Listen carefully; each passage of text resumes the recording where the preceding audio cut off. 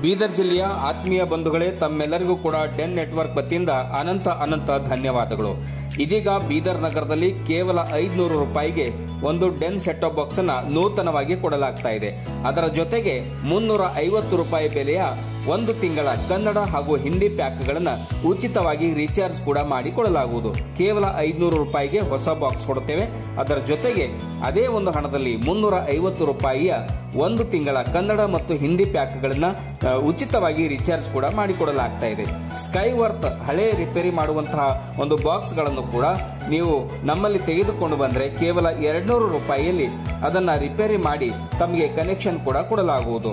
ಇದೇ ಒಂದು ಸಂದರ್ಭದಲ್ಲಿ ನಿಮಗೆ ಒಂದು ಉಚಿತವಾಗಿರ್ತಕ್ಕಂಥ 350 ರೂಪಾಯಿಯ ಸೇವೆಯನ್ನ, ರಿಚಾರ್ಜ್ ಸೇವೆಯನ್ನ ಹೊಸ ಬಾಕ್ಸ್ ಪಡೆದುಕೊಂಡ್ರೆ ತಮ್ಮೆಲ್ಲರಿಗೂ ಕೂಡ ಕೊಡ್ತಾ ಇದ್ದೇವೆ.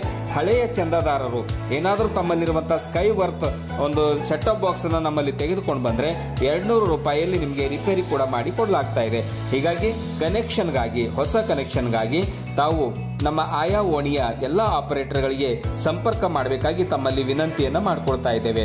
ಇಲ್ಲಿ ಕೆಳಗಡೆ ತಾವೆಲ್ಲ ಎಲ್ಲ ಒಂದು ಓಣಿಯ ಒಂದು ಸಂಪರ್ಕ ಆಪರೇಟರ್ಗಳ ಒಂದು ಸಂಪರ್ಕದ ಮೊಬೈಲ್ ನಂಬರ್ಗಳನ್ನು ಕೊಡಲಾಗಿದೆ.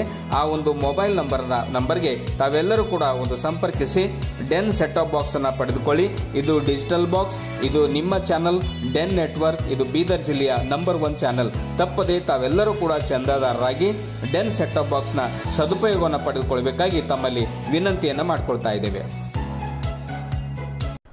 ಎಲ್ರಿಗೂ ನಮಸ್ಕಾರ. ನೀವು ನೋಡ್ತಾ ಇದ್ದೀರಾ ಸುದ್ದಿ ಸಮಯ ನ್ಯೂಸ್ ಚಾನಲ್. ಇದು ಲೋಕಲ್ ಎಕ್ಸ್ಪ್ರೆಸ್. ನಾನು ವಹರ್ದು ಡಾಕುಳಿಗಿ. ಮತ್ತೆ ಒಂದಿಷ್ಟು ಹೊಸ ಸುದ್ದಿಗಳನ್ನು ತೆಗೆದುಕೊಂಡು ನಾವು ನಿಮ್ಮ ಮುಂದೆ ಬರ್ತಾ ಇದ್ದೀವಿ. ಈ ದಿನದ ಪ್ರಮುಖ ಹೆಡ್ಲೈನ್ಸ್ಗಳನ್ನು ನೋಡ್ಕೊಂಡು ಬರೋಣ. ಬಸವ ಕಲ್ಯಾಣದಲ್ಲಿ ಬಿಜೆಪಿ ವತಿಯಿಂದ ಜರುಗಿದ ಪ್ರತಿಭಟನೆ. ಬೆಳೆ ಹಾನಿಯಾದರೂ ರೈತರಿಗೆ ಇನ್ನೂ ಪರಿಹಾರ ಬಂದಿಲ್ಲ. ವಿಜಯೇಂದ್ರ ಬಂದು ಹೋದ ಮೇಲೆ ಹೆಲಿಕಾಪ್ಟರ್ನಿಂದ ಸಮೀಕ್ಷೆ ನಡೆಸಿದ ಸಿಎಂ. ಮಹಾರಾಷ್ಟ್ರ ಮಾದರಿಯಲ್ಲಿ ಪರಿಹಾರ ನೀಡುವಂತೆ ಸೋಮನಾಥ್ ಪಾಟೀಲ್ ಒತ್ತಾಯ. ಪ್ರಿಯಾಂಕ್ ಖರ್ಗೆ ಆರ್ಎಸ್ಎಸ್ ಸಂಘಟನೆ ಬ್ಯಾನ್ ಮಾಡಿ ಎಂದಿಲ್ಲ. ಸರ್ಕಾರಿ ಕಚೇರಿಗಳ ಆವರಣದಲ್ಲಿ ಕಾರ್ಯಕ್ರಮ ಮಾಡಲು ಅವಕಾಶ ನೀಡಬೇಡಿ ಎಂದಿದ್ದಾರೆ. ಅಮೃತರಾವ್ ಚಿಮ್ಕೋಡೆ. ಕಾಂಗ್ರೆಸ್ ವತಿಯಿಂದ ನಗರದಲ್ಲಿ ಜರುಗಿದ ಪ್ರತಿಭಟನೆ. ಆರ್ಎಸ್ಎಸ್ನಲ್ಲಿ 1 ಕೋಟಿ ಸ್ವಯಂ ಸೇವಕರಿದ್ದಾರೆ ಎಂದು ಹೇಳುತ್ತಾರೆ. ಆದರೆ ಅದೊಂದು ನೋಂದಣಿ ಇಲ್ಲದ ಸಂಘಟನೆಯಾಗಿದೆ. ಅದನ್ನು ಬ್ಯಾನ್ ಮಾಡಬೇಕು. ಆರ್ಎಸ್ಎಸ್ ಕೂಸು ಈ ದೇಶವನ್ನು ಆಳ್ತಾ ಇದೆ.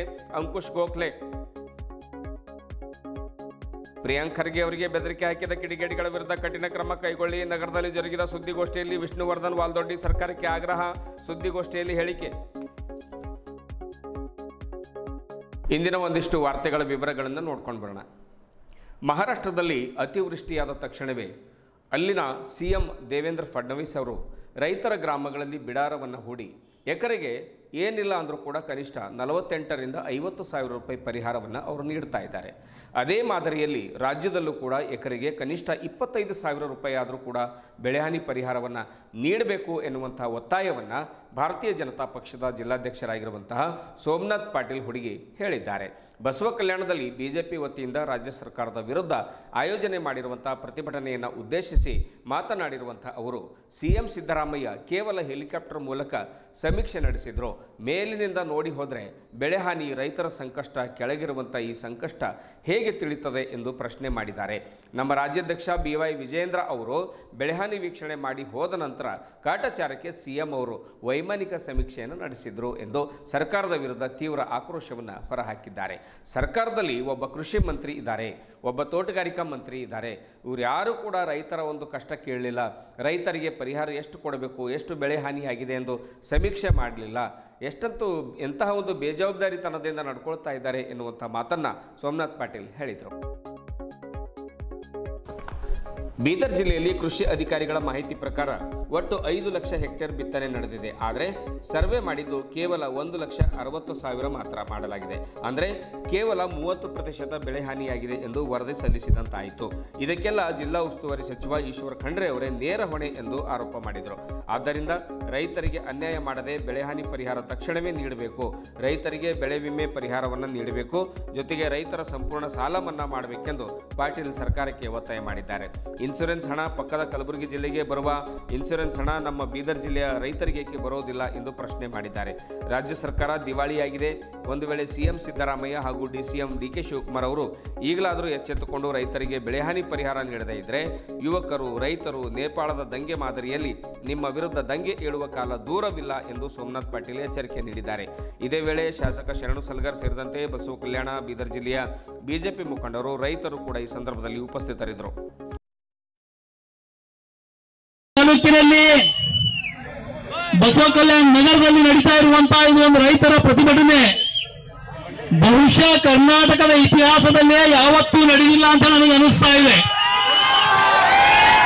ಯಾಕೆಂದ್ರೆ ಇವತ್ತು ಬೀದರ್ ಜಿಲ್ಲೆಯಲ್ಲಿ ಬಹುಶಃ ಈಗ ಯಾರು ಜೀವಂತಿದ್ದಾರೆ ಅವ್ರು 90 ವರ್ಷ ಇರ್ಬೋದು, 100 ವರ್ಷ ಇರ್ಬೋದು, 120 ವರ್ಷ ಇರ್ಬೋದು, ಅವ್ರು ಯಾರು ಇಂಥ ಮಳಿ ನೋಡಿರ್ಲಿಲ್ಲ. ಅಂತ ಮಳಿ ಈ ವರ್ಷ ಬಿತ್ತದ. ಇವತ್ತು ಆ ಮಳಿ ಶುರುದಾಗ ಚಲೋ ಆಗಿ ಕಡೆಯಿಂದ ರೈತರಿಗೆ ಎಲ್ಲರಿಗೂ ಅನ್ಸಿತ್ತು ಒಳ್ಳೆ ಮಳಿ ಆಗಿದ್ದ ಕಡೆ ಚಲೋ ಬೆಳಿ ಬರ್ತದ ಅಂತೇಳಿ. ಆದ್ರೆ ರಾಶಿ ಟೈಮಿನಾಗ ಕುಂಭ ಜೋಳ ಮಳೆ ಬಿತ್ತು. ಇವತ್ತು ರೈತರ ರಾಶಿ ಪೂರ ನೀರಾಗ ಹೋಗ್ಯದ. ಆ ನೀರಾಗ ಹೋದಾಗ ನಮ್ಮ ರಾಜ್ಯಾಧ್ಯಕ್ಷರು BY ವಿಜೇಂದ್ರ ಅವರು ಬಿಜೆಪಿಯಲ್ಲೇ ಪ್ರವಾಸ ಬಂದರು. ಆದ್ರೆ ಈ ಸರ್ಕಾರದ ಮಂತ್ರಿಗಳು ಯಾರು ಬರಲಿಲ್ಲ. ಸರ್ಕಾರದಾಗ ಒಬ್ಬ ಕೃಷಿ ಮಂತ್ರಿ ಅನ, ಒಬ್ಬ ರೆವೆನ್ಯೂ ಮಿನಿಸ್ಟರ್ ಅನ, ಒಬ್ಬ ತೋಟಗಾರಿಕೆ ಸಚಿವನ, ಉಪಮುಖ್ಯಮಂತ್ರಿ ಅನ, ಮುಖ್ಯಮಂತ್ರಿ ಅನ, ಇವ್ರು ಯಾರಿಗೂ ಬೀದರ್ ಕಲಬುರಗಿ ಕಲ್ಯಾಣ ಕರ್ನಾಟಕ ಕಾಣಲಿಲ್ಲ. ನಮ್ಮ ರಾಜ್ಯಾಧ್ಯಕ್ಷರು ಬಂದು ಎಲ್ಲಾ ಕಡೆ ನೀರಾಗಿ ನಿಂತು ನಮ್ಮ ಶಾಸಕರಿಗೆ ತಗೊಂಡು ಹೋಗಿ ನೋಡಿದ ಮ್ಯಾಗ ಮರುದಿವ್ಸ ಮುಖ್ಯಮಂತ್ರಿ ಬಂದರು. ಮುಖ್ಯಮಂತ್ರಿ ಬಂದು ಎಲ್ಲಿ ಓಡಾಡಿದ್ರು ಅಂದ್ರೆ ಹೆಲಿಕಾಪ್ಟರ್ ಓಡಾಡೋರು. ಕೆಳಗಿಂದ ಏನ್ ಬಿ ಕಾಣೇ ಇಲ್ಲ ಅವರಿಗೆ. ಬಂದ್ ಏನ್ ಹೇಳಿದ್ರು ಅಂದ್ರೆ 1 ಎಕರ್ಕ ಪೈಲ 8,500 ಕೊಡ್ತಿದ್ದೇವೆ, ಈಗ 17,000 ದೀಪಾವಳಿ ಒಳಗ ಕೊಡ್ತೇವೆ ಬಂದರು. ಈಟೆ ಮಳಿ ಪಕ್ಕದ ಮಹಾರಾಷ್ಟ್ರದಾಗ ಬಿದ್ದದ. ದೇವೇಂದ್ರ ಫಡ್ನವೀಸ್ ಅವ್ರು ಮಳಿ ಬಿತ್ತಿದ ಮರುದಿನೇ ಬಂದು ಲಾತೂರ್ಲ ಕುಂತವ್ರು.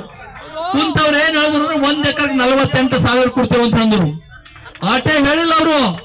1 ಹೆಕ್ಟರ್ಗೆ 48,000 ಜೊತೆ ರೈತನ ಬಾವಿ ಬಿದ್ರು ಬಾವಿಗೆ 3 ಲಕ್ಷ, ಅವನ್ ಮನಿ ಬಿದ್ರು ಮನಿಗೆ ಬೇರೆ ರೊಕ್ಕ, ಅವನ್ ಅರಣಿ ಹೊಡೆದ್ರ ಅರಣಿಗೆ ಬೇರೆ ರೊಕ್ಕ. ಬೀದರ್ ಜಿಲ್ಲಾದಾಗ ಎಲ್ಲರೂ ಅರಣಿ ಹೊಡೆದೋಗ್ಯಾವ. ಇವತ್ತು ಸಿದ್ದರಾಮಯ್ಯನವ್ರು ಹೇಳಿದ್ರು ಇಲ್ಲಿನ ಅಧಿಕಾರಿಗಳಿಗೆ ನೀವೆಲ್ಲ ಸರ್ವೆ ಮಾಡ್ರಿ ಅಂತ ಹೇಳಿ. ಬೀದರ್ ಜಿಲ್ಲೆದಾಗ 5 ಲಕ್ಷ ನಾಳೆಗೆ ಹೇಳ್ತಾರ. ಇವರೆಲ್ಲ ಬಿಜೆಪಿ ಕಾರ್ಯಕರ್ತರಿಗೆ ಸಂಘದವರಿಗೆ ತಗೊಂಡು ಶರಣು ಸಲಗರ್ ಸ್ಟ್ರೈಕ್ ಮಾಡ್ಯಾರಂತೆ. ಇಲ್ಲಿ ಬಂದವ್ರು 90% ರೈತರಿದ್ದಾರ. ನಮ್ ಬಿಜೆಪಿ ಕಾರ್ಯಕರ್ತರು ಹೆಂಗೆ ತೆಗೆಯಲ್ಲ, 90% ರೈತರಿದ್ದಾರ. ಇವತ್ತು ಇಡೀ ರಾಜ್ಯದ ರೈತರು ಯಾವ ರೀತಿ ನೇಪಾಳದ ಯುವಕರು ದಂಗೆ ಎತ್ತಿರೋ, ಇವತ್ತು ಇಡೀ ಕರ್ನಾಟಕ ರಾಜ್ಯದ ಜನರು ಕೂಡ ರೈತರು ಕೂಡ ಆ ಝಂಜಿ ಮಾದರಿಯಲ್ಲಿ ರೈತರು ದಂಗೆ ಏಳುವ ಕಾಲ ಅದ. ಈಗಲಾದ್ರೂ ಸಿದ್ದರಾಮಯ್ಯನವರೇ ಬೇಗ ಎಚ್ಚೆತ್ಕೊಳ್ರಿ, ಡಿಕೆ ಶಿವಕುಮಾರ್ ಅವರೇ ಬೇಗ ಎಚ್ಚೆತ್ಕೊಳ್ರಿ, ಬೇಗ ನಿಮ್ ಮಂತ್ರಿಗಳಿಗೆಲ್ಲ ಇಲ್ಲಿ ಕಳಿಸಿ ನಮ್ಮ ರೈತರಿಗೆ ಸರಿಯಾದ ಅನುದಾನ ಕೊಡ್ರಿ. ನೀವು ಅಲ್ಲಿ ಕೊಡುವಂತ ಅನುದಾನ ಏನೂ ಆಗಲ್ಲ. ಒಬ್ಬ ರೈತ 1 ಎಕರೆಗೆ 25,000 ಲಾಗೋಡಿ ಮಾಡ್ತಾನ. ನೀವು ಕೊಡುವಂತದ್ದು ನಾವು ಎಕರೆಗೆ 25,000 ಕೊಡಲತ್ತೀವಿ. ನಾವು ಖಾಲಿ ಲಾಗೋಡಿ ಮಾಡಿದಾಗ ಕೊಡಲತ್ತೇವೆ. ನೀವ್ ಏಟ್ ಕೊಡ್ತಾ ಇರ್ತೀರಿ ಅಂದ್ರೆ ಎಕರೆಗೆ 6,000 ಕೊಡ್ತಾ ಇರ್ತೀರಿ. ಅದಕ್ಕೆ ಮುಂದಿನ ದಿನದಲ್ಲಿ ರೈತರು ಇನ್ನು ಆವೇಶ ಹೋಗೋದಕ್ಕಿಂತ ಮುಂಚೆ ಅವ್ರ ಪರಿಹಾರ ದೀಪಾವಳಿ ಹೇಳಿದ್ರೆ ನಾಳೆಗೆ ದೀಪಾವಳಿ ಮುಗಿತದ. ನಿನ್ನ ನಮ್ಮ ಜಿಲ್ಲಾ ಉಸ್ತುವಾರಿ ಮಂತ್ರಿ 30 ತಾರೀಕು ಹೇಳ್ಯಾರ. ಯಾವ 30 ಗೊತ್ತಿಲ್ಲ. ಈ 30 ಕೊಡ್ತಾರೋ ಮುಂದಿನ 30 ಕೊಡ್ತಾರೋ. ನೀವ್ ಏಟ್ ಕೊಡೋದ ಪೈಲೆ ಕೊಡ್ರಿ, ಆಮೇಲೆ ರೈತರಿಗೆ ಪ್ರತಿ ಎಕರೆ 25,000 ಕೊಡಬೇಕು ಅಂತ ಒತ್ತಾಯ ಮಾಡ್ಕೊಂಡು ಇವತ್ತು ಹೋರಾಟ ಮಾಡ್ತಾ ಇದ್ದೀವಿ. ಮುಂದಿನ ದಿನದಲ್ಲಿ ಇನ್ನು ಉಗ್ರ ಹೋರಾಟ ಮಾಡ್ತೀವಿ ಅಂತ ಹೇಳಿ ನನ್ನ ಮಾತಿಗೆ ನಾನು ಹೇಳ್ತೀನಿ. ಧನ್ಯವಾದ. ಸರ್ಕಾರಿ ಜಾಗಗಳಲ್ಲಿ RSS ಸಂಘಟನೆಗೆ ಕಾರ್ಯಕ್ರಮಗಳನ್ನು ಮಾಡಲು ಅವಕಾಶ ನೀಡಬೇಡಿ ಎಂದು ಸಚಿವ ಪ್ರಿಯಾಂಕ್ ಖರ್ಗೆ ಹೇಳಿದ್ದಾರೆ ವಿನಃ RSS ಸಂಘಟನೆ ಬ್ಯಾನ್ ಮಾಡಿ ಎಂದು ಅವರು ಹೇಳಿಲ್ಲ ಎಂದು ಗ್ಯಾರಂಟಿ ಯೋಜನೆಗಳ ಅನುಷ್ಠಾನ ಸಮಿತಿ ಅಧ್ಯಕ್ಷ ಅಮೃತರಾವ್ ಚಿಂಕೋಡೆ ತಿಳಿಸಿದರು.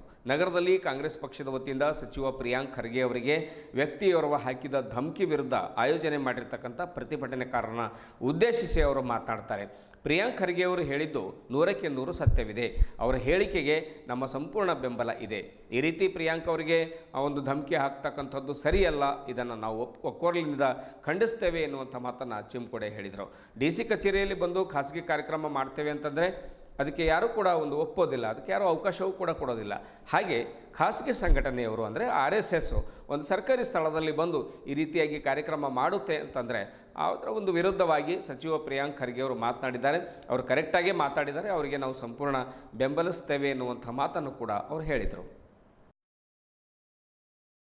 ಸಚಿವ ಪ್ರಿಯಾಂಕ್ ಖರ್ಗೆ ಅವರ ಭಾವಚಿತ್ರಗಳನ್ನು ಕೈಯಲ್ಲಿ ಹಿಡಿದುಕೊಂಡು ಆರ್ಎಸ್ಎಸ್ ಬ್ಯಾನ್ ಕರೋ ಖರ್ಗೆಜಿ ಆಪ್ ಆಗೆ ಬಡೋ ಹಮ್ ತುಮಾರೆ ಸಾಥ್ ಹೈ ಎನ್ನುವ ಘೋಷಣೆಗಳು ಸರ್ವೇ ಸಾಮಾನ್ಯವಾಗಿದ್ದವು. ಪ್ರತಿಭಟನೆಯಲ್ಲಿ ಪ್ರಿಯಾಂಕ್ ಅವರಿಗೆ ಧಮಕಿ ಹಾಕಿರುವ ವ್ಯಕ್ತಿಯ ವಿರುದ್ಧ ಹಲವರು ಮಾತನಾಡಿದರು. ಆರ್ಎಸ್ಎಸ್ ಬ್ಯಾನ್ ಮಾಡಿ ಎಂದು ತಮ್ಮ ಆಕ್ರೋಶವನ್ನು ಹೊರಹಾಕಿದರು. ನಗರದ ಡಾಕ್ಟರ್ ಬಾಬಾ ಸಾಹೇಬ್ ಅಂಬೇಡ್ಕರ್ ಅವರ ವೃತ್ತದಲ್ಲಿ ನೆರೆದಿರುವಂತಹ ನೂರಾರು ಕಾಂಗ್ರೆಸ್ ಹಾಗೂ ದಲಿತ ಸಂಘಟನೆಗಳ ಪ್ರಮುಖರು ಪ್ರತಿಭಟನೆಯನ್ನ ಮಾಡಿದರು. ಮಹಿಳಾ ಕಾಂಗ್ರೆಸ್ ಘಟಕದ ಒಂದು ಪದಾಧಿಕಾರಿಗಳು ಕೂಡ ತಾಯಂದಿರು ಕೂಡ ಈ ಸಂದರ್ಭದಲ್ಲಿ ಪಾಲ್ಗೊಂಡಿದ್ದರು. ಇದೇ ವೇಳೆ ಮಾಜಿ ಎಂಎಲ್ಸಿ ಅರವಿಂದ್ ಕುಮಾರ್ ಹಳ್ಳಿ, ಮುಖಂಡರಾದ ಅಬ್ದುಲ್ ಮನಾನ್ ಸೇಠ್, ಮಹಿಳಾ ಘಟಕದ ಅಧ್ಯಕ್ಷೆ ಪೂಜಾ ಸ್ಯಾಮ್ಯುಯಲ್ ಜಾರ್ಜ್, ನಗರಸಭೆ ಅಧ್ಯಕ್ಷ ಮೊಹಮ್ಮದ್ ಗೌಸೋದ್ದೀನ್, ಸುನೀಲ್ ಬಚ್ಚನ್ ಸೇರಿದಂತೆ ಇನ್ನು ಅನೇಕರು ಪ್ರತಿಭಟನೆಯಲ್ಲಿ ಪಾಲ್ಗೊಂಡಿದ್ದರು.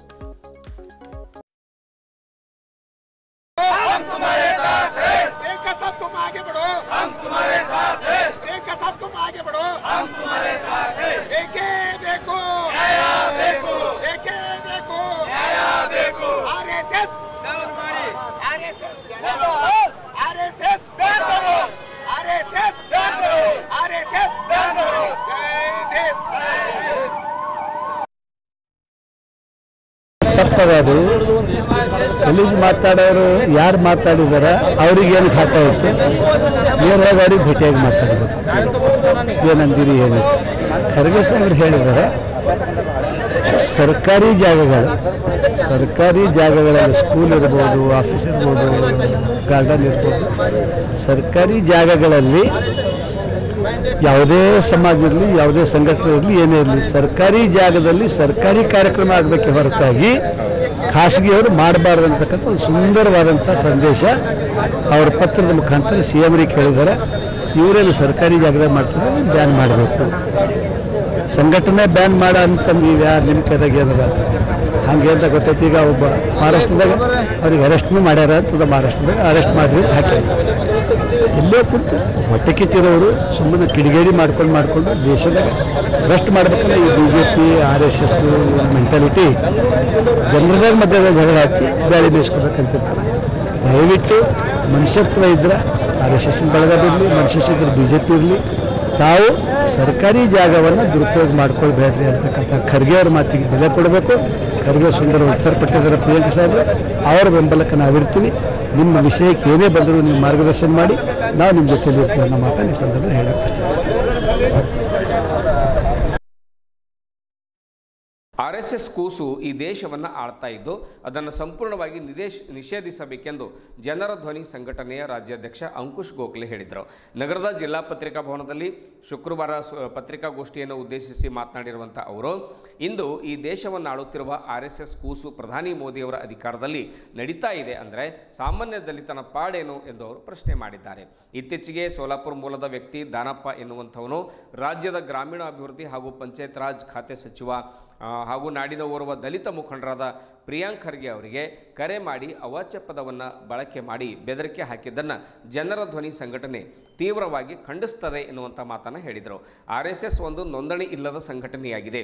ಈ ದೇಶದ ಸಂವಿಧಾನಕ್ಕಿಂತ ಮನುಸ್ಮೃತಿ, ಹಿಂದುತ್ವ ದೊಡ್ಡದು ಎಂಬುದನ್ನು ಸಾಬೀತು ಮಾಡಲು ಹೊರಟಿರತಕ್ಕಂಥದ್ದು ನಿಜಕ್ಕೂ ಕೂಡ ದುರಂತ ಎನ್ನುವಂಥ ಮಾತನ್ನು ಗೋಖಲೆ ಹೇಳಿದರು. ರಾಜ್ಯ ಸರ್ಕಾರ ಗುರುವಾರ ಸಚಿವ ಸಂಪುಟ ಸಭೆಯಲ್ಲಿ RSS ಅನ್ನು ನಿಷೇಧ ಮಾಡದೆ ಅಡ್ಡಗೋಡೆ ಮೇಲೆ ದೀಪ ಇಟ್ಟಂತೆ ಸಾರ್ವಜನಿಕ ಸ್ಥಳಗಳಲ್ಲಿ ಕಾರ್ಯಕ್ರಮ ಮಾಡಕೂಡದು ಎಂಬುದನ್ನು ಹೇಳುವ ಮೂಲಕ ಮೃದು ಧೋರಣೆ ತಾಳಿರುವುದು ನೋಡಿದರೆ ಕಾಂಗ್ರೆಸ್ನಲ್ಲೂ ಸಹ RSS ಕೂಸುಗಳಿವೆ ಎಂಬುದು ಸಾಬೀತಾಗಿದೆ ಎನ್ನುವಂಥ ಮಾತನ್ನು ಗೋಖಲೆ ಹೇಳ್ತಾರೆ.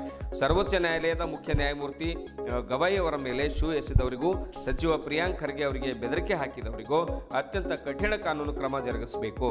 ಗ್ವಾಲಿಯರ್ ವಕೀಲ ಮಿಶ್ರಾಗೂ ತಕ್ಕ ಶಾಸ್ತಿ ಆಗಬೇಕು ಎಂದು ಗೋಖಲೆ ಆಗ್ರಹ ಮಾಡಿದರು. ಸಂಘಟನೆ ಜಿಲ್ಲಾಧ್ಯಕ್ಷ ರಾಜ್ಕುಮಾರ್ ಶಿಂದೆ, ಮುಖಂಡರಾದ ತಿಪ್ಪಣ್ಣ ವಾಲಿ, MD ಜಮೀಲ್ ಖಾನ್, ರವಿ ಕೋಟೇರ್, ಮಾರುತಿ ಕಾಂಬ್ಳೆ, ದತ್ತಾಶ್ರೀ ನಾಗವಂಶಿ, ಬಾಬಾ ಪಟೇಲ್ ಹಾಗೂ ಇನ್ನಿತರರು ಸುದ್ದಿಗೋಷ್ಠಿಯಲ್ಲಿ ಹಾಜರಿದ್ದರು.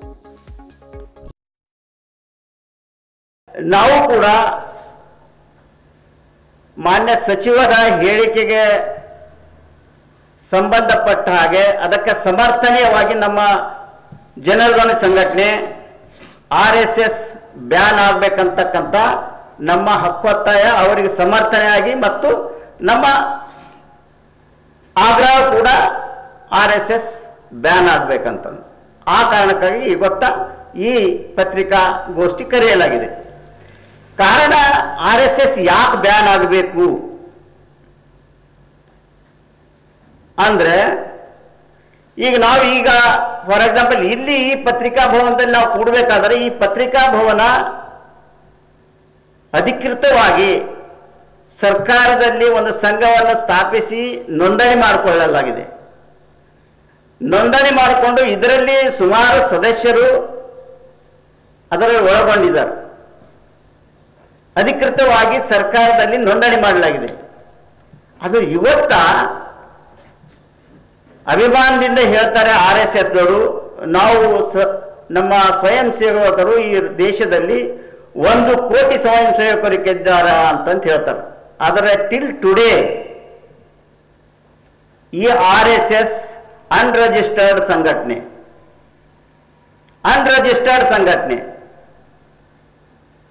ಇಲ್ಲಿ ನೀವೇ ಈ ಪತ್ರಿಕಾ ಭವನದಲ್ಲಿ ಯಾರು ಈ ಪತ್ರಿಕಾ ಭವನದಲ್ಲಿ ಸದಸ್ಯರಿರ್ತಾರೆ ಅವರಿಗೆ ಮಾತ್ರ ಒಳಗಡೆ ತಗೋತೀರಿ. ಸಣ್ಣ ಪ್ರಮಾಣದಲ್ಲಿ ಹೇಳಬೇಕಾದ್ರೆ ದಂಗೆಗಳು, ಹಿಂದೂ ಮುಸಲ್ಮಾನರ ಮಧ್ಯದಲ್ಲಿ ದಂಗೆಗಳು ಎಬ್ಬಿಸಲಿಕ್ಕೆ ಪ್ರೋತ್ಸಾಹ ನೀಡ್ತಾರೆ. ಇದು ಯಾಕೆ ಹೇಳ್ತಾ ಇದ್ದೀನಿ ಅಂದ್ರೆ ಇವರೇ ಖುದ್ದು ಗೋಲ್ವರ್ಕ್ ಅವರು ಹೇಳ್ತಾರ 1940ರಲ್ಲಿ ಒಂದು ಧ್ವಜ, ಒಂದು ಭಾಷೆ, ಒಂದು ಸಿದ್ಧಾಂತ, ಒಬ್ಬ ನಾಯಕ. 1940 1940ರಲ್ಲಿ ಗೋಲ್ವಾಲ್ಕರ್ RSSನ ಸಂಚಾಲಕ. ಒಂದು ಭಾಷೆ, ಒಂದು ಧ್ವಜ, ಒಂದು ಸಿದ್ಧಾಂತ, ಒಬ್ಬ ನಾಯಕ. ಹಾಗಾದ್ರೆ ಇದು ಪ್ರಜಾಪ್ರಭುತ್ವದ ವಿರುದ್ಧ ಅಲ್ಲೇನು? ಪ್ರಜಾಪ್ರಭುತ್ವದ ವಿರುದ್ಧ ಅಲ್ಲೇನು? ಭಾರತದ ಒಕ್ಕೂಟದ ವ್ಯವಸ್ಥೆಗೆ ವಿರುದ್ಧ ಅಲ್ಲೇನು? ನಾವು ಕರ್ನಾಟಕದಲ್ಲಿದ್ದೇವೆ, ನಾವು ಕನ್ನಡ ಮಾತಾಡ್ತೇವೆ. ತಮಿಳುನಾಡದಲ್ಲಿ ತಮಿಳು ಮಾತಾಡ್ತಾರೆ. ರಾಜ್ಯದ ಗ್ರಾಮೀಣಾಭಿವೃದ್ಧಿ ಮತ್ತು ಪಂಚಾಯತ್ ರಾಜ್ ಸಚಿವ ಪ್ರಿಯಾಂಕ್ ಖರ್ಗೆ ಅವರಿಗೆ ಕರೆ ಮಾಡಿ ಬೆದರಿಕೆ ಹಾಕಿರತಕ್ಕಂಥ ಕಿಡಿಗೇಡಿಗಳಿಗೆ ಕಠಿಣ ಶಿಕ್ಷೆಗೆ ಒಳಪಡಿಸಬೇಕು ಅನ್ನುವಂಥ ಮಾತನ್ನು ಕರ್ನಾಟಕ ಭೀಮಸೇನೆ ರಾಜ್ಯ ಕಾರ್ಯಾಧ್ಯಕ್ಷ ವಿಷ್ಣುವರ್ಧನ್ ವಾಲ್ದೊಡ್ಡಿ ಒತ್ತಾಯ ಮಾಡಿದ್ದಾರೆ. ನಗರದ ಜಿಲ್ಲಾ ಪತ್ರಿಕಾ ಭವನದಲ್ಲಿ ಸುದ್ದಿಗೋಷ್ಠಿಯನ್ನು ಉದ್ದೇಶಿಸಿ ಮಾತನಾಡಿರುವಂಥ ಅವರು, ಸೋಲಾಪುರದ ನಿವಾಸಿ ದಾನಪ್ಪ ಎನ್ನುವ ಕಿಡಿಗೇಡಿ RSS ಹೆಸರು ಹೇಳಿಕೊಂಡು ಈ ರೀತಿ ಬೆದರಿಕೆ ಹಾಕಿದ್ದು ಅಕ್ಷಮ್ಯ ಅಪರಾಧ. ನಿಮಗೆ RSS ಇಂಥದ್ದನ್ನು ಕಲಿಸುತ್ತದೆ ಎಂದಾಯಿತು ಅನ್ನುವಂಥ ಮಾತನ್ನು ಹೇಳಿದ್ದಾರೆ. ಹಾಗಾಗಿ ಪ್ರಿಯಾಂಕ್ ಖರ್ಗೆ ಅವರು RSS ಸಂಘಟನೆಯನ್ನು ಬ್ಯಾನ್ ಮಾಡುವಂತೆ ತಿಳಿಸಿದ್ದಾರೆ. ಅವರ ಮಾತಿಗೆ ನಮ್ಮ ಸಂಪೂರ್ಣ ಬೆಂಬಲವಿದ್ದು ಈ ಸಂಘಟನೆಯನ್ನು ರಾಜ್ಯ ಸರ್ಕಾರ ಸಂಪೂರ್ಣವಾಗಿ ಬ್ಯಾನ್ ಮಾಡಬೇಕು. ಇಲ್ಲದಿದ್ದಲ್ಲಿ ಜಿಲ್ಲೆಯ ಎಲ್ಲ ದಲಿತ ಪರ ಸಂಘಟನೆಗಳು ಸೇರಿ ಉಗ್ರ ಹೋರಾಟವನ್ನು ನಡೆಸುವುದಾಗಿ ವಾಲ್ದೊಡ್ಡಿ ಎಚ್ಚರಿಕೆ ನೀಡಿದ್ದಾರೆ. ಸಂಘಟನೆಯ ಪದಾಧಿಕಾರಿಗಳಾದ ಸಂದೀಪ್ ಪುರುಷೋತ್ತಮ್ ಸೇರಿದಂತೆ ಇನ್ನಿತರರು ಸುದ್ದಿಗೋಷ್ಠಿಯಲ್ಲಿ ಹಾಜರಿದ್ದರು. ಕರ್ನಾಟಕ ಭೀಮಸೇನೆ ರಾಜ್ಯ ಕಾರ್ಯಾಧ್ಯಕ್ಷ ಆತ್ಮೀಯರೇ, ಇವತ್ತು ಪತ್ರಿಕಾಗೋಷ್ಠಿ ಕರೆಯೋ ಮುಖ್ಯ ಉದ್ದೇಶ ತಮ್ಮೆಲ್ಲರಿಗೂ ಗೊತ್ತಿರೋ ಪ್ರಕಾರ ಏನು ಸೋಷಿಯಲ್ ಮೀಡಿಯಾದಲ್ಲಿ ನಮ್ಮ ಮಾನ್ಯ ಪ್ರಿಯಾಂಕ್ ಖರ್ಗೆ ಅವರ ಬಗ್ಗೆ, ಅವ್ರ ಕುಟುಂಬದ ಬಗ್ಗೆ ಅವಾಚ್ಯವಾಗಿ ಮಾತಾಡ್ತಾ ಇರೋದು, ಅದನ್ನು ಖಂಡಿಸಿ ರಾಜ್ಯವ್ಯಾಪ್ತಿ ಏಕಕಾಲಕ್ಕೆ ಒಂದು ಪತ್ರಿಕಾಗೋಷ್ಠಿ ಮಾಡಬೇಕಂತೇಳಿ ನಮ್ಮ ಕರ್ನಾಟಕ ಭೀಮಸೇನೆ ವತಿಯಿಂದ ಇವತ್ತೇ ಮಾಡಬೇಕನ್ನೋ ಒಂದು ನಿಟ್ಟಿನಲ್ಲಿ ತಮ್ಮೆಲ್ಲರಿಗೂ ಕರೆದಿದ್ದೀವಿ. ತಾವೆಲ್ಲ ಬಂದಿರೋದಕ್ಕಾಗಿ ಮತ್ತೊಂದು ಸಾರಿ ತಮ್ಮೆಲ್ಲರಿಗೂ ನಾನು ಅಭಿನಂದನೆ ಮತ್ತು ಧನ್ಯವಾದ ಸಲ್ಲಿಸ್ತೇನೆ. ಆದ್ಮೇಲೆ ಇವತ್ತು ನಮ್ಮ ಪಂಚಾಯತ್ ರಾಜ್ನ ಸಚಿವರಾಗಿರ್ತಕ್ಕಂಥ ಪ್ರಿಯಾಂಕ್ ಖರ್ಗೆ ಸಾಹೇಬರ ಬಗ್ಗೆ ಕೆಲವು ಕಿಡಿಗೇಡಿಗಳು ಮನಬಂದಂತೆ ಬೈಯೋದು, ತಾಯಿ ಅಕ್ಕ ತಂಗಿಯರನ್ನು ಹೀಯಾಳಿಸಿ ಬೈಯೋದು, ಇದೆಲ್ಲ ಕಂಡು ಬಂದಿರೋ ಸಲುವಾಗಿ ನಾವು ಖಂಡಿಸ್ತೀವಿ. ಇದು ಹುಟ್ಟುಕೊಂಡಿರ್ತಕ್ಕಂಥ ಮುಖ್ಯವಾದಂಥ ಬೇರೆ ಎಲ್ಲಿ ಬಂತು ಅಂತಂದರೆ, ಮಾನ್ಯ ಪ್ರಿಯಾಂಕ್ ಸಾಹೇಬರು ಒಂದು ಲೆಟರ್ ಕೊಡ್ತಾರೆ ಮಾನ್ಯ ಮುಖ್ಯಮಂತ್ರಿಗಳಿಗೆ. RSSನ ಒಂದು 100 ವರ್ಷ ಭರಿಸಿ ಅವ್ರು ಕೆಲವೊಂದು ಕಾರ್ಯಚಟುವಟಿಕೆ ಮಾಡ್ತಾ ಇದ್ದಾರೆ. ಅದರಿಂದ ಸರ್ಕಾರಿ ಶಾಲೆಗಳಲ್ಲಿ ಅಥವಾ ಸರ್ಕಾರಕ್ಕೆ ಅನುಮೋದನೆ ಪಡೆದಿರ್ತಕ್ಕಂಥ ಯಾವುದೇ ಒಂದು ಸ್ಥಳಗಳಲ್ಲಿ ಅವರ ಶಾಖೆ ಚಟುವಟಿಕೆ ಮಾಡೋದಕ್ಕೆ ಬಿಡಬೇಡ್ರಿ ಅಂತ ಹೇಳಿ ಒಂದು ಅರ್ಜಿ ಕೊಟ್ಟಿರ್ತಾರೆ. ನಾನು RSSನ ಎಲ್ಲ ಸಾಮಾನ್ಯ ಕಾರ್ಯಕರ್ತರಿಗೆ ಹಿಡ್ಕೊಂಡು ಎಲ್ರಿಗೂ ಒಂದು ಪ್ರಶ್ನೆ ಕೇಳೋಕ್ಕೆ ಇಷ್ಟಪಡ್ತೀನಿ. ನೀವು ಏನಾದರೂ ಪ್ರಿಯಾಂಕ್ ಖರ್ಗೆ ಅವರು ಮಾತಾಡಿರೋದು, ಅವ್ರು ಕೊಟ್ಟಿರ್ತಕ್ಕಂಥ ಅರ್ಜಿ ನಿಮಗೆ ಏನಾದರೂ ನೋವು ತಂದರೆ ತಾವು ಹೋರಾಟ ಮಾಡ್ಬೋದಿತ್ತು ಅಥವಾ ಅದಕ್ಕೆ ಖಂಡಿಸ್ಬೋದಿತ್ತು. ನೀವೇನವ್ರಿಗೆ ಕರೆ ಮಾಡಿ ಜೀವ ಬೆದರಿಕೆ ಹಾಕೋದು, ಅವ್ರಿಗೆ ಬಾಯಿ ಬಂದಂಗೆ ಬೈಯೋದು ಮಾಡ್ಲತ್ತೀರಿ. ಇದು RSSನ ಸಂಸ್ಕೃತಿ ಏನೋ ಅಂತ ಕೇಳ್ತೀನಿ. ಯಾಕಂತಂದ್ರೆ ಇವತ್ತು RSS ಇಡೀ ದೇಶದಲ್ಲೇ ಎಲ್ಲಕ್ಕಿಂತ ದೊಡ್ಡ ಸಂಘಟನೆ ಅಂತ ಒಂದು ಕಡೆ ಹೇಳ್ಕೊತೀರಿ, ನಾವು ದೇಶಭಕ್ತರಂತ ಒಂದು ಕಡೆ ಹೇಳ್ಕೊತೀರಿ. ಮತ್ತು ಯಾವತ್ತು ಪ್ರಿಯಾಂಕರಿಗೆ ಅವರು ತಾಯಿಗೆ ಅಕ್ಕ ತಂಗಿಯರಿಗೆ ಈ ಥರ ಬೈತಾರಂತಂದ್ಮೇಲೆ ಅವರು ಕ್ಯಾಬಿನೆಟ್ ಸಚಿವರು, ಅವರಿಗೆ ಏನು ಲೆಕ್ಕಕ್ಕೆ ಹಿಡಿತಾ ಇಲ್ಲ ನೀವು ಅಂತಂದ್ಮೇಲೆ ಏನು ಜನಸಾಮಾನ್ಯರ ಪರಿಸ್ಥಿತಿ ಏನಾಗಬೇಕು? ಇವತ್ತು ತಾವೇನು ಜೀವ ಬೆದರಿಕೆ ಆಗ್ತಾ ಇದ್ದೀರೋ ಅದಕ್ಕೆ ನಾವು ಒಂದು ಖಡಕ್ ಉತ್ತರ ಕೊಡ್ಬೇಕಂತೇಳಿ ನಾವು ಒಂದು ಸುದ್ದಿಗೋಷ್ಠಿ ಕರೆದಿರೋದು. ನಾವು ಆ್ಯಕ್ಚುಲಿ RSS ವಿರೋಧಿಗಳಲ್ಲ. ಇವತ್ತಿನ ತನಕ ನಮ್ಮ ಬೀದರ್ ಜಿಲ್ಲೆಯಲ್ಲಿ ಎಷ್ಟು RSS ಕಾರ್ಯಕರ್ತರಿದ್ದಾರೋ ಅದರಲ್ಲಿ ಅರ್ಧಕ್ಕಿಂತ ಜಾಸ್ತಿ ನಮ್ಮ ಆತ್ಮೀಯ ಗೆಳೆಯರು. ಇದುವರೆಗೂ ಸುದ್ದಿ ಕೊಟ್ಟಿರುವ ನಾನು ಮಹರ್ದರ ಆಕಳಿಗೆ ಮತ್ತೆ ಮುಂದಿನ ವಾರ್ತೆಗಳೊಂದಿಗೆ ಭೇಟಿಯಾಗೋಣ. ವಂದನೆಗಳು.